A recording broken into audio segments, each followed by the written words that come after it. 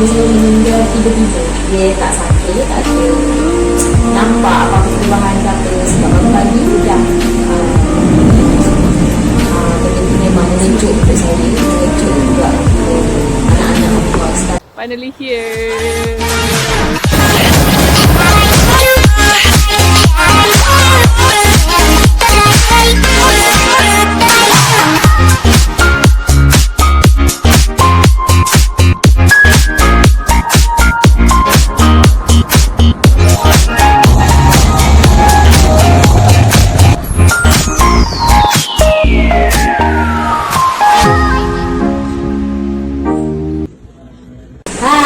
Assalamualaikum. Berjumpa lagi kita dalam Kupu-Kupu Terbang. Saya Diana. Okey, hari ini kita nak ada sembang-sembang lagi. Sebab maybe something that boleh bagi inspiration untuk you all belajar ataupun mendengar daripada seorang ibu tunggal. Sebab saya memang seorang yang sangat impressed dengan life of orang kata ibu tunggal. Sebab I sendiri pun dibesarkan dengan ibu tunggal. So I know how struggle untuk seorang ibu tunggal tu untuk membesarkan anak-anak dengan kerjaya nak cari duit dengan family semua kan. So hari ni I'm very admire Kak Zura Kak pasal macam mana nak handle life, dibesarkan anak-anak tu. Kalau dia cari duit, nak cukupkan kebutuhan untuk anak-anak, dalam daily life yang sekarang struggle kan. So maybe hari ni kita kenal lebih mendalam dengan Kak Zura ataupun something that we can, daripada sharing kita ni can benefit you all jugalah. Mungkin ada juga ibu tunggal dekat luar sana, saya boleh kongsikan beberapa perkara yang macam mana proses senang saya lalui kan. Mungkin ada yang tak tahu juga yang saya ni ibu tunggal kan. Tapi hari ni saya dengan rela hati berkongsi. Sebab jarang saya nak berkongsi dengan yang ikhlas hati lah nak kongsikan benda baik-baik kan. Kita anggap benda-benda baik-baik je kan. Mana tahu kat luar sana ada yang baru je berstatus ibu tunggal, tengah orang kata runtuh, down ke depressed kan. Mungkin boleh jadi satu semangat. Sebab kita ni manusia kena sukan semangat sikit kan. Selalu tu. Sejak bila akak jadi ibu tunggal ni? Dah berapa tahun dah? Sebenarnya akak meninggal pada 17 Disember 2014. So, ni 7 tahun ni, bulan 12 ni masih 6 tahun dah. Wow, lama tu. 6 tahun kan. Okay, akak ada berapa orang anak? Okay, anak akak 3 orang. Yang 10 dan 15 tahun. Okay. Yang kedua dah 10 tahun. Dan yang bongsu 6 tahun. 6 tahun? Okay. Dan yang bongsu ni masa arwah ayah dia orang meninggal baru berumur setahun lebih. Jadi lagi tak pandai cakap. Tak pandai cakap lagi. So macam meninggal dengan anak kecil kan, susah tu, tak dapat bayangkan macam mana. That time dalam hidup akak memang itulah benda yang paling memuji lah. Sangat teruk lah orang kata, mudah-mudahan tak ada lagi yang akan masuk daripada itu lepas ni. Dengan 3 orang anak kecil, and pada masa tu arwah ayah tak sakit kanser, dan anak yang tak pandai cakap, tak pandai panggil ayah pun lagi kan, baru setahun lebih. Jadi memang sangat suka lah untuk akak, dan akak ambil masa tidak setahun juga untuk bawa lagi. Masa tu memang down lah kan, sebab arwah suami saya meninggal tiba-tiba. Dia tak sakit, tak ada nampak apa-apa perubahan ke apa. Sebab pagi dah benda tu memang mengejut untuk saya, mengejut juga untuk anak-anak of course. Tapi bagi akak, anak-anak ni lah yang bagi kekuatan. So akak tak boleh bayangkan kalau tak ada anak-anak ni, tak faham mata.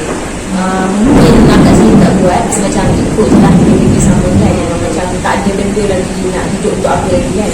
Macam-macam mana punya teruskan hidup kan. Akak syukur juga sebab ada family, ada adik-adik, ramai, ada mak kan, ada ayah. Dan memang support, sentiasa ambil berat, sentiasa tak pernah lah tinggalkan saya seorang diri. Entah dulu Allah betul-betul sekali dan buatkan saya kuat walaupun memang macam sikit lagi lah nak gila rasanya. Sikit orang gila dekat sini, kat sini dah gila sikit lagi nak gila dah rasanya kan.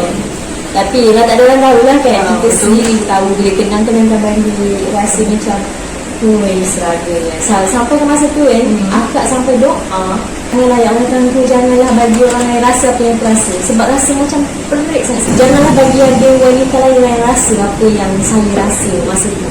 Saya pun dah tak tertahan, apatah lagi orang lain, takut tak kuat kan.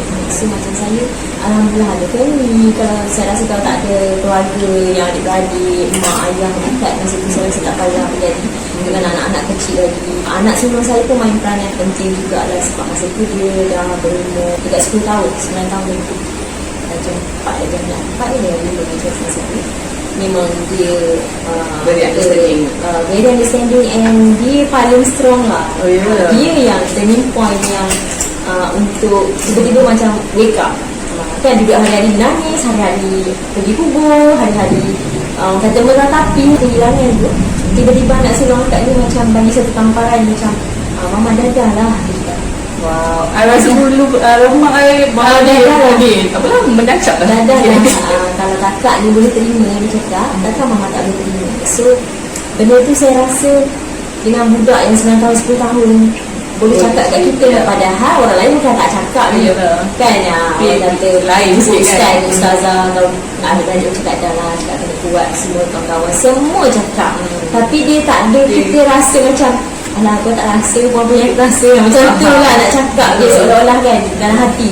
Tapi bila anak kita sendiri yang cakap macam tu, rasa sedangkan dia tu kecil lagi, budak-budak lagi, so rasa macam kita kena lempang sebiji. Masa tu lah saya bermulanya saya rasa macam dah lah, tak nangis lah, tak nangis semua, kena terima kenyataan, kena redha.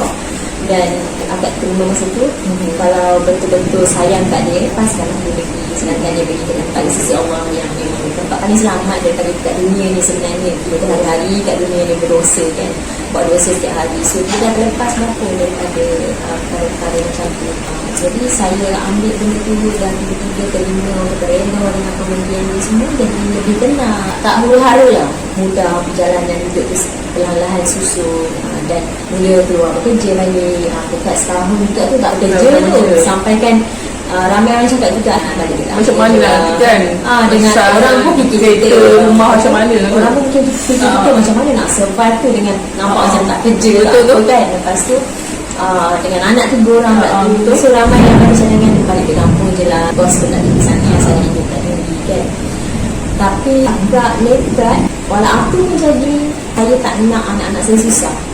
Sebab saya rasa macam dia dah kehilangan ayah kan, kecil-kecil lagi dah tak ada ayah, emosi dah terganggu, dah sedih. Jadi saya tak nak dia orang tambah lagi kesedihan dengan terpaksa downgrade lah, susah payah balik ke kampung, yang nak itu tak boleh, nak ini tak boleh. Saya tanam dalam diri saya nekat untuk berusaha bangkit balik sedaya upaya untuk sediakan apa saja yang anak-anak saya nak. Maksudnya bagi kesenangan kat dia orang, tak nak dia orang susah. So dia nekat lah agak keluar daripada orang kata kemurungan apa semua tu. Apa benda yang paling mencabar dalam hidup akak untuk akak lalui? Akak ni jenis yang tak tahu lah, mungkin dah mengalami macam-macam, jadi dah tak heran dah orang luar nak cakap, lantaklah dia orang. Cuma yang paling penting sekali cabaran ni adalah bila akak sentiasa risaukan anak-anak. Macam dia orang ni okey ke tak okey, dia orang ni boleh ke sebab tak ada ayah ni kan. Sebab ni mungkin akak ni suka tengok pengalaman, tengok orang juga sama kan. And then even ayah sendiri pun yang jenis rapat dengan ayah, memang daripada kecil sampai ke besar, sampai dah kahwin pun sebenarnya dia memang rapat sangat dengan ayah, tak pernah rasa kurangnya kasih sayang ayah, kurangnya ambil berat seorang ayah, memang sangat rapat. Jadi fikir macam mana anak-anak aku ni kecil lagi tak ada, sedangkan aku ni sampai ketua memang berkepit dengan ayah je. Jadi fikir benda tu macam boleh ke tak boleh kan. Itu cabaran yang paling besar lah akak rasa. Lepas pada tu akak start macam berkawan yang tanya orang, contoh macam begini. Dan start pada tu bila tak tahu macam mana the law of attraction ke, ataupun Allah datang dan dekat kita orang-orang yang akak jumpa ramai lah selepas pada tu. Orang yang kehilangan ayah kan, kawan-kawan masa tu tengah buat insurance, one of agent tu pun sama juga, jumpa a few person yang kehilangan ayah di waktu kecil kan. Macam dia pun sama juga kan. So akak sentiasa kalau jumpa orang-orang macam ni, akak tanya macam mana ni So dia orang akan share macam okey je. And then walaupun tak share pun, I tengok dia orang okey, boleh membesar, boleh survive, okey je, tak ada apa, tak nampak macam kekurangan pun. So itulah yang saya rasa macam I terus tukar fikiran yang sebenarnya boleh kan. So dan saya pun Alhamdulillah dikelilingi adik-beradik yang ramai. Saya ada adik-adik lelaki yang boleh anggap anak-anak saya macam anak sendiri, boleh bagi kasih sayang diorang kan. Syukur lah, syukur Alhamdulillah sangat. So anak-anak ni tak rasa kurang lah.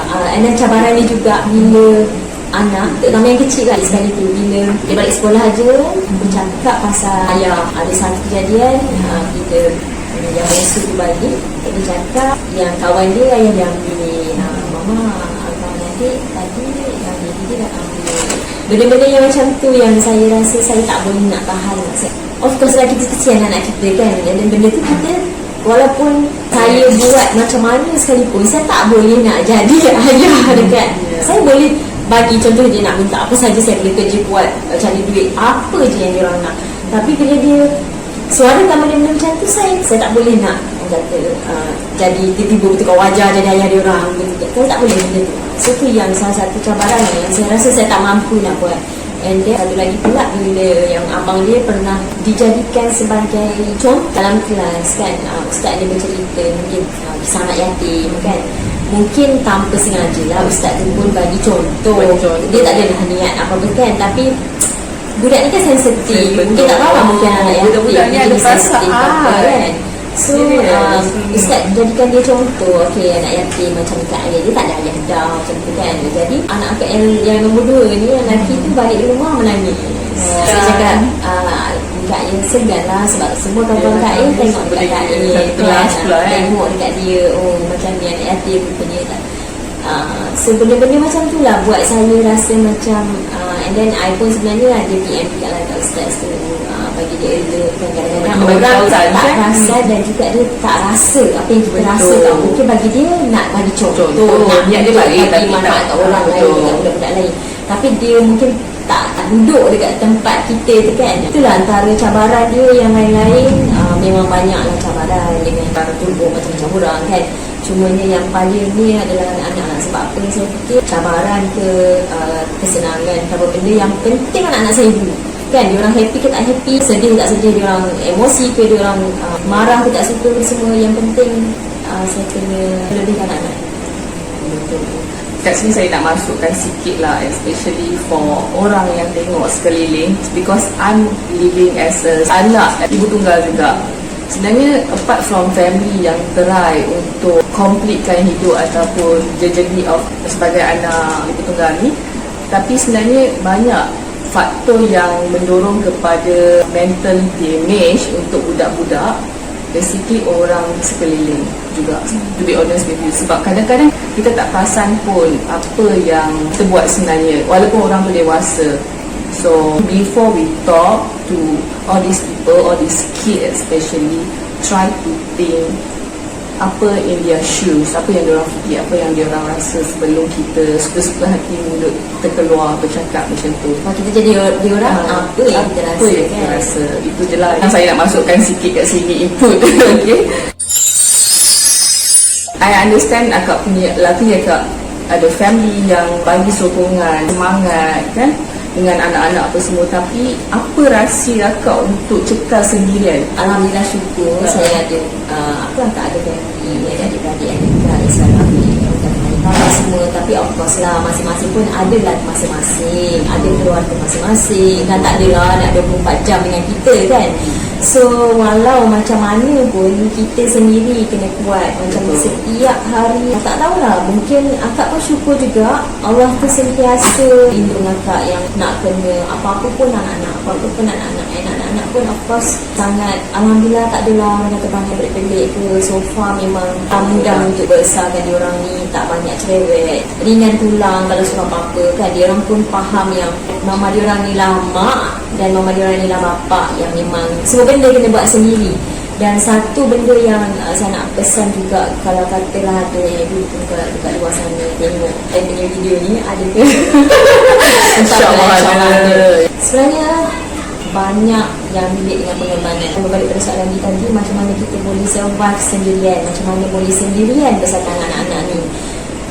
Sebagai ibu tunggal ni sebenarnya saya jarang nampak lah yang dapat kedua-duanya lah. Maksudnya kebahagiaan anak-anak dan juga kebahagiaan diri sendiri. Dua benda ni yang sentiasa kalau yang mana dapat dua-duanya betul-betul rezeki dia lah. Tapi macam untuk akak, macam mana akak boleh ni, akak korbankan diri. Maksudnya paling penting sekali adalah anak-anak kan. Yang diri sendiri tu letak tepi, nak kata doli ke, nak rasa orang kata nak berkawan atau semua letak tepi dulu. Yang penting anak-anak ni kecil lagi. Anak-anak ni nak kena perlukan akak, perlukan mak dia, perlukan orang kata keuangan untuk survive, lepas perhatian, perlukan perhatian juga. Bukan seorang di tiga kan. So kalau seorang mungkin tenang sikit, tapi tiga, so memang sentiasa busy dengan anak-anak. Dan akak ni pun memang jenis yang fikir kerja je lah kan, nak cari duit sama anak-anak. So bila keluar, walaupun balik malam semua, balik je terus anak-anak dia datang. So macam mana saya bawa diri agar tak tersasar daripada landasan ni, terus bersama anak-anak. Bagi saya Allah sempurna lah. Apa yang saya nak, The best ya. yang saya nak. Taklah anak saya bukan pun straight A ke, duduk kelas nombor 1 ke, nombor 1 ke, tak tahu. Dia tak. Tapi bagi saya sekurang-kurangnya dia tahu macam mana nak bawa diri dalam kehidupan. Macam mana nak bawa diri, macam mana nak jaga akhlak, macam mana nak jaga adab. Kalau dapat jadi as a best student tu alhamdulillah rezeki. Tapi saya tak sangat push 100% dekat dalam education saya. Sebab saya sendiri pun diuji macam ni, kena berdikari sendiri. Dan saya pun tak pasti saya boleh dengan diorang sampai bila kita tak tahu kan ajak maut kan Tuhan. So saya hanya nak diorang ni boleh berdikari, tak menyusahkan orang, ada jaga diri, jangan sampai lalai kan, jangan sampai orang kata buat benda pelik-pelik. So benda-benda macam tu yang saya titik beratkan lah. Dan macam mana boleh ni sebab tu akak sentiasa letakkan limit dalam diri akak, apa yang boleh dan apa yang tak boleh. Tak ada siapa pun yang boleh nak tegur saya. Sebab saya pun bukan jenis kerja makan gaji. Kita adalah bos diri kita sendiri. Kita yang kontrol diri kita sendiri. Yang mana boleh dan mana tak boleh. Bukan kata saya perfect tak, bukan kata saya ni baik sangat tak. Pernah juga lalai, terpesong daripada landasan. Tapi cepat-cepat patah balik. Kalau kita sentiasa beringat, dia macam kita dah set alam lah. Set alam macam bila dah alam tu dah bunyi, so enough kan. You have to go back. Kali ke pakai jalan macam tu lah kan. So bila kita sentiasa beringat macam tu, kita tak ada tersasar jauh lah. Ramai orang yang kadang-kadang lost ni sebab dia dah tersasar dan dia tak beringat dan dia tak sedar, dia tak patah balik. Dia ikut je kelalaian tu sehingga hanya kan. So tak boleh macam tu. Macam akak ni, akak sentiasa tengok diri dan tengok anak-anak. Kalau kita tak nak anak-anak kita macam tu, so I akan kontrol diri I, jangan buat benda-benda yang orang kata tak nak anak kita buat kan. So kita kena kontrol. So, sangat takut lah sebab itulah harta saya yang saya ada kan, 3 orang tu je lah. Daripada kontak anak-anak juga kan. So I understand budak ni alhamdulillah budak yang baik, yang boleh mendengar cakap, memahami semua. Tapi macam mana, macam okay, example like did you talk to them, kak jangan buat macam ni, mama susah ke, you bagi tahu you problem dekat diorang juga untuk diorang memahami, ataupun macam mana you handle benda tu? Betul ya. Akak memang sentiasa open communication ke apa? Daripada kecil lagi diorang ni memang saya sentiasa bercerita dengan diorang, sentiasa berkongsi dengan diorang, sentiasa educate dengan diorang. Selalunya lepas maghrib semuanya sama-sama, lepas maghrib akan bercerita lah apa yang mama buat kan. Kalau tak malam pun macam petang kau balik kerja, sian mama ni penat kerja tau, macam ni, jangan buatkan macam ni, buat ni. Kita sentiasa ingatkan dia orang. Dia apa kesian kan, tengok mama dia dah penat cari duit, kerja siang malam kan.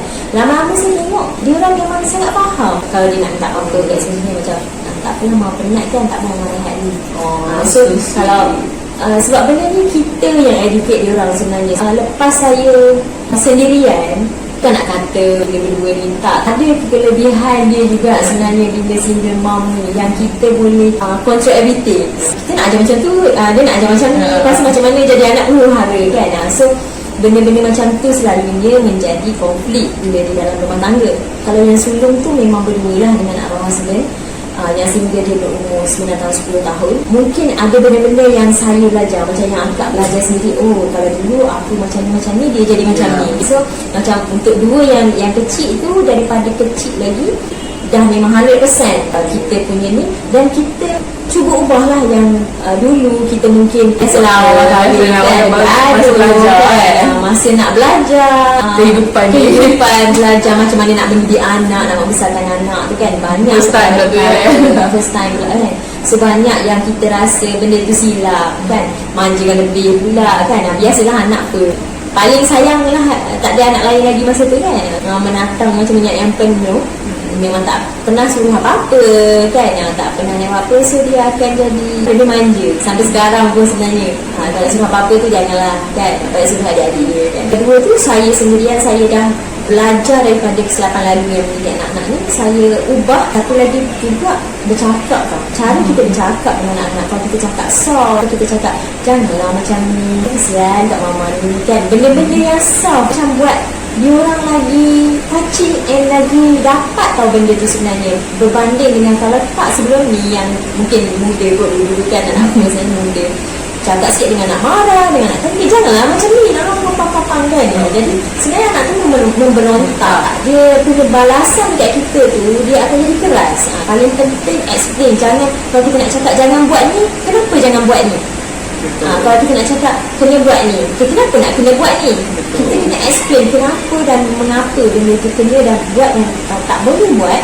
Jadi kita tak payah nak banyak kali cerita benda-benda lain, dia dah tahu dah. Oh, benda sebenarnya tak boleh. Dia tahu dia sendiri kan. Kita ajar dia orang berfikir, kita kena sentiasa bercakap, kena sentiasa explain, memudahkan lagi flow dia. Communication tu lah penting. Betul. Sebab macam I sendiri pun ada experience juga, family orang kampung kan tak terbuka dengan benda-benda macam ni. Or maybe ibu bapa dulu-dulu dia orang tak suka bercerita tentang apa yang dia orang lalui dengan anak-anak, dia orang keep to themselves, tapi dalam masa yang sama, bila anak-anak tak faham, dia orang akan memberontak. So macam I ingat one of the point yang I betul-betul remember sampai sekarang ataupun sampai saya mati ni kan, mungkin kan, sebab I ingat lagi sebab my mum selalu kerja kan, tak arwah tu ada kat rumah dengan saya. Saya memang jenis yang anak yang nakal lah, seriously I cakap. So I ingat arwah tu saya cakap, adik tak kesian ke tengok mak kerja sepanjang hari, lepas tu dia daripada kecil dia kerja sampai sekarang nak beli you all apa semua kan. Bila you all untuk I tak cakap English lagi. Bila korang semua kan, kita punya orang yang kita sayang, arwah tu cakap macam tu betul-betul kan, macam kena lempang lah sekejap kan. Pasal macam nak duit, minta, kalau tak dapat tu memberontak, menangis, because I at that point of time tak faham. But of course bila sekarang ni macam kenapa aku buat macam ni, kita dah berfikir. But that is the thing, communication. Masa tu budak lagi kan. So I believe when come to kids, especially single parent, you should communicate well. Because I dah pernah in that situation, I faham perasaan budak-budak tu. But then again, who am I to talk to the parents like that, okay? But then again, maybe because with this, we can share awareness pasal benda ni jugalah. So, communication is very, very important dengan kids. Okay, sambung balik kat Kak. Saya masuk celah je kan. Share experience kita. Sebab kita orang ni lebih kurang je. Cuma dia akak jadi side ibu, saya anak. Macam mana video kita orang? Okey tak? Kalau okey, please subscribe, like dan juga share dengan kawan-kawan you all. Okay? Thank you. And kalau tak okey, sila komen di bawah dan kita orang boleh improve.